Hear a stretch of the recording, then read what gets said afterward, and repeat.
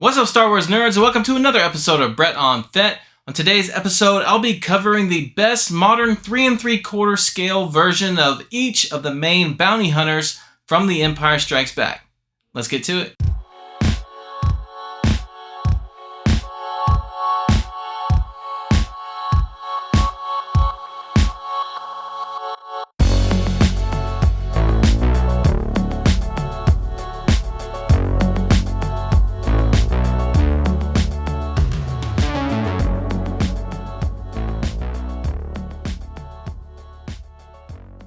Welcome back to the channel. This is episode 89 of Brett on Fett. And if you've been watching my channel for a while, you may know that I am a huge fan of the Empire Strikes Back bounty hunters.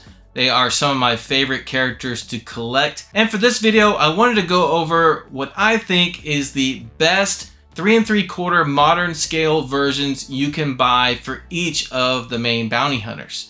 And spoiler alert, they are not all TVC. This is my collection of loose vintage Kenner bounty hunters on a nice little stand there with the names etched in. And of course, here is my beloved Taiwan Boba Fett that received a 90 grade from CAS a few months ago. If you happen to catch my unboxing video of that, then you know I was very excited to receive that 90 grade. But we're not here today to talk about vintage 3 3/4 figures. We're here to talk about the very best modern 3 3/4 figures for these 6 bounty hunters. So let's get started with Dengar. So the very best version of Dengar we have is, of course, the vintage collection version. This is the one that kicked off TVC BCO1 Dengar. And it is an amazing figure. Here is a look at the packaging. This is actually my very first TVC purchase I ever made back in 2010. And here is the figure loose. I've been waiting to get a loose version of Dengar for a long time, trying to find the right deal, and I finally made that happen recently. And it is an amazing figure for the time. Check out that head sculpt. It really doesn't get better than that. This is a fantastic looking figure. I think they did a great job kicking off the line with this one. Look at the details on his backpack. I just love the way this figure looks. Now, it's not perfect. It's a little bit outdated with the articulation, of course, because he does have the swivel hips, unfortunately. But of course, that's to be expected for 2010. This is a fantastic figure. Now, there are rumors of this figure being reissued that came out maybe over a year ago, but unfortunately, those rumors never came to fruition. So if you want this guy loose, you just have to keep checking the secondary market, and he can be tough to find. But if you find him, he typically goes for around $45 to $50 US. I was able to find a deal on this one for, I think, $35. Now, if you just want him carded, that is much easier to find, but of course, you're going to pay a lot more money. But you just have to be patient, and it'll be well worth it because this is an amazing figure to have both carded and loose. Next up is IG-88, and the best version available for him is the 2007 Saga Collection IG-88. And of course, this was done in the vintage style packaging. We sometimes refer to this as the vintage Saga Collection. This, of course, was the precursor to what we have today as the vintage collection. But this same IG-88 was also repacked in the 2010 Saga Legends line as SL02. And so if you want to pick up this figure loose, I would recommend getting this version, as it should be less expensive than the vintage Saga version. And so here he is loose, and right off the bat, you can tell that he looks really good. This was an excellent figure for the time. Great mold, a lot of fantastic detailing on this guy. Very screen accurate as far as I could tell. Got a little bit of articulation there in the head.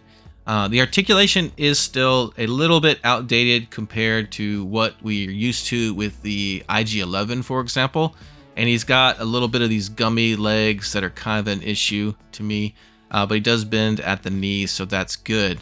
So he's not terrible. This was an excellent figure for back then, and he's done well for us for a long time. But now I think it is time for Hasbro to finally remake this guy. He's an original 96er, and we know they can do better, as evidenced by the IG-11 release. And so I would really love for Hasbro to go ahead and create an all-new IG-88 for the vintage collection, And when they do, I want them to use similar paint apps to this awesome Black Series version. This isn't the best figure in the world, it has some issues, but the paint job to me is perfect. I love the paint. Whatever they did for that Black Series one, I would love to see them do on a new Vintage Collection one. But until that day comes that Hasbro makes an all new IG-88, this is by far the best version you can get for this figure.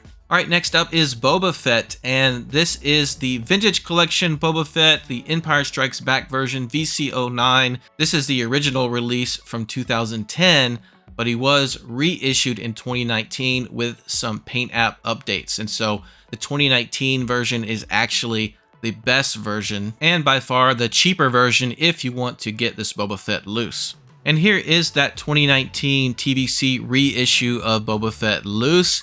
And it's not a bad looking figure. There's a lot of good paint apps on here, but the mold is just outdated. I don't like the helmet. It's too like elongated, and the articulation is pretty bad. It's very difficult to pose his arms the way I want to pose them. Just getting him in this position was very difficult. But he does have a removable helmet, and the face sculpt is not bad, but it's not Tamura Morrison. It's just some random dude. And so, you know, this is just an extremely outdated Boba Fett, unfortunately. Of course, we have a much better version of Boba Fett these days with the Return of the Jedi mold Boba Fett. I'll bring him in here. And as you can see, the Return of the Jedi mold is just night and day compared to the ESB version. The proportions are way more natural looking. The helmet is worlds apart from the old helmet. And so I'm here to tell you that even though a lot of collectors have Boba Fett fatigue and feel like Hasbro has put out way too many Boba Fetts, I'm telling you they've got to make another version. They need a definitive version of the Empire Strikes Back Boba Fett. He is the classic Boba Fett in my mind, and it's just sad that we do not have an updated version of the Empire Strikes Back Boba Fett. So again, until that day comes where they finally give us a definitive Empire Strikes Back Boba Fett, this is unfortunately the best choice you have. Alright, moving on to Bossk. And this is the 2007 vintage Saga collection version of Bossk. It came in this outer packaging like you see with the IG-88. Unfortunately, mine just got extremely yellowed, so I ended up just taking it out, which is fine because this is an awesome card back, and look how good that Bossk looks in that bubble. This was a fantastic release back in the day, just a beautiful card back, a must-have for any serious Star Wars action figure collector in my opinion. And of course, this is an original 96er. Now, just like the IG-88, this Bossk was repacked in the 2010 Saga Legends line as SL01. And so again, if you want to get a loose version of this figure, I recommend getting the Saga Legends version, as it will be a little bit cheaper. And here he is loose. What an amazing figure for back in the day. I love everything about how this figure looks. He's just fantastic. And let's take a closer look at him, and you can see that head sculpt is awesome. It doesn't get any better than that. And I love the little accessories attached to his body. That little breathing tube is very well done. And he's got that other tubing that kind of connects to his back and goes all the way around. That's all like flexible. It's not molded into the figure. These are all attached to the figure. Now, he does have the swivel hips, unfortunately, which does make him outdated. But his knees bend 90 degrees. And, you know, it's got decent articulation. It could be better, but as far as the way the figure looks, I really don't think it gets much better than this. He's done well for us, but like I said with IG-88, I think now it is time for Hasbro to go ahead and give us an all-new Bossk for the official Vintage Collection. But until then, this is definitely the best version you can buy. Alright, next up is 4-LOM, and what you're looking at is the Disney Parks exclusive Droid Depot version of 4-LOM. And so some of you may be surprised by this one and may not be aware of this version. You may be thinking it was going to be the TVC version, but I'm here to tell you the TVC version, VC10, is a straight repack from the 30th anniversary, and I just don't care for it that much. He looks a little bit too beefy, and also I don't think the color is quite right. He's too brownish, and I think he's more of a darker color. Now Hasbro did give us a darker colored version of Forlom in this awesome Zuckuss and Forlom 2-pack that came out a while ago, but that was an homage to the original vintage Kenner versions of these figures, and so they've got the names switched around like Kenner had them back in the day, and they colored it straight up the same color as the vintage Kenner version, which isn't accurate as well. This is an awesome release, but definitely not the best and most accurate version of Forlom. And so that definitely goes to this Droid Depot version, where they got the sculpt much more accurate, they got the color much more accurate. And so let's take a quick look at the packaging. Got the Droid Depot emblem there. There's an image of the figure on the back. You know, kind of a boring packaging, but not terrible. It's not ugly or anything. It's different. And so I like it enough to keep it on card. And I managed to find a beater card version to open for a pretty good deal. And so here he is loose, and he really looks good. I just like everything about how this Forlom looks. This is what the vintage collection version should have looked like. So let's take a closer look. Just a really good mold. The head looks great.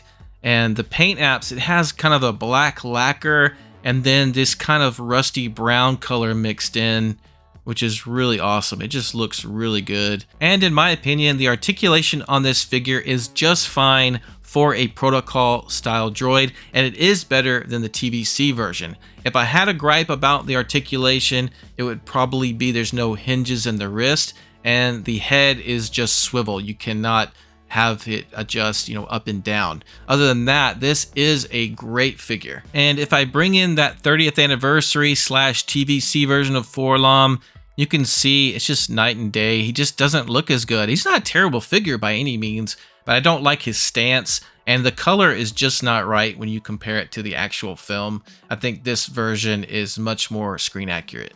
And last but not least, we have Zuckuss, and the very best version of Zuckuss you can buy in 3 3/4 scale is the Legacy Collection mold Zuckuss.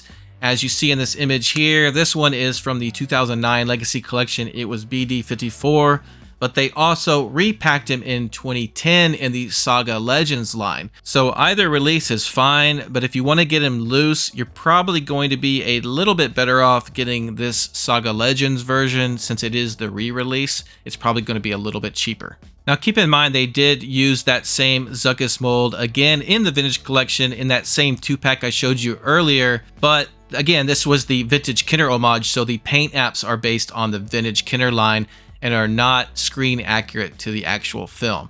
So you're not going to want to get that one if you're looking for the very best Zuckuss. You're going to want to get the Legacy Collection version. And here he is loose. I love the way this figure looks. Let's just take an overall look at him. A great mold, and then you've got those nice cloth goods for his comma there. But let's take a closer look at him. You see that head sculpt is very good. And he's got some articulation. It's not great, but he's got hinges where you need them, and he's able to hold his blaster rifle with 2 hands, so that's good. And there's another look at the cloth goods. I love the little patterns they added to his comma. That's a nice touch. And there's a little bit of weathering on his armor there. And so he's just overall a very good looking figure. Now the one bad thing is there is no articulation in his head. That is by far the worst thing about it. You can swivel his torso there, but the head does not move at all. It's completely static, and that's really sad. And so it is time for Hasbro to give us an all-new Zuckuss in the Vintage Collection. But until then, this is by far the very best version of Zuckuss you can buy. And so here's one more final look at the very best versions of 3 3/4 scale Empire Strikes Back bounty hunters you can buy. These are all fantastic figures. Although, as I said before, some of them still desperately need an all-new update in the Vintage Collection. Alright, so that's going to do it for this episode of Brett on Fett. Let me know in the comments if you agree with my choices for the very best modern 3 3/4 versions for those bounty hunters. Thanks for checking out this video. Thank you to my subscribers. Don't forget you can also follow me on Instagram and on X. Take care, and we'll see you next time.